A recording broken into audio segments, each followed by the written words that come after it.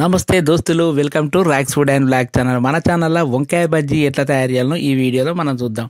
వంకాయ బజ్జీ తయారు చేసేందుకైతే మేము మార్కెట్లో పోయి లేత నల్లటి పొడుగు వంకాయలు తీసుకొచ్చి వాటికి కత్తిసాకుతోటి ఇట్లా పొడుగుత కడుపాలుగా చీరినాం. పాలుగా చీరిన తర్వాత వీటిని పక్కకు పెట్టుకున్నాం.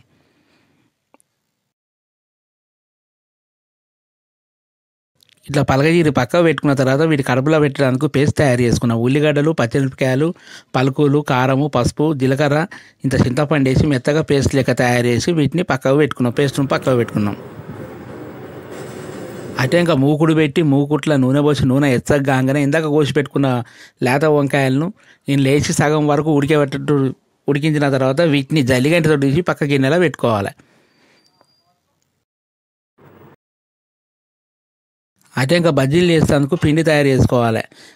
శనగపిండి, ఇంట్లో బియ్య పిండి వేసుకోవాలి, కారం వేసుకోవాలి, ఉప్పు వేసుకోవాలి, ఇలా జీలకర్ర వేసుకోవాలి. జీలకర్ర ఉప్పు వీళ్ళు వేసుకున్న తర్వాత వీటిని నీళ్లు పోసుకుంటా మంచిగా కలుపుకోవాలి. అటు చిక్కగా కాకుండా ఇటు లూజ్గా కాకుండా బజ్జీలకు పట్టేట్టుగా నిమ్మలంగా వీటిని పిండిని తయారు చేసి పక్కకు పెట్టుకోవాలి. మనం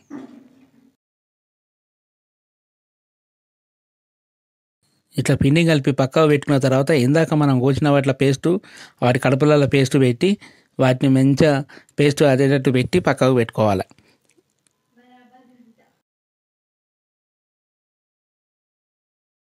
ఇట్లా పేస్ట్ పెట్టి పక్కకు పెట్టుకున్న తర్వాత ఇందాక మూకుట్ల నూనె పోసినాం కదా, ఆ నూనెనే వేడైన తర్వాత ఇంట్లో ఒక వంకాయలు పిండిలో ముంచి ఒక్కొక్కటి తీసి నిమ్మలంగా నూనెలో చిల్లకుంటే వేసుకున్న తర్వాత ఎక్కువ మాట పెట్టుకుంటే వీటి దూరగా వేయించుకోవాలి.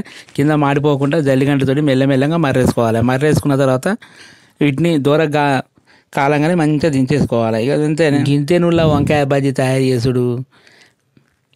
ఈ వంకాయ బజ్జీలను స్నాక్స్ లెక్క ఉపయోగించుకోవచ్చు. వేడి అన్నంలోకి పెట్టుకొని కూడా తినవచ్చు.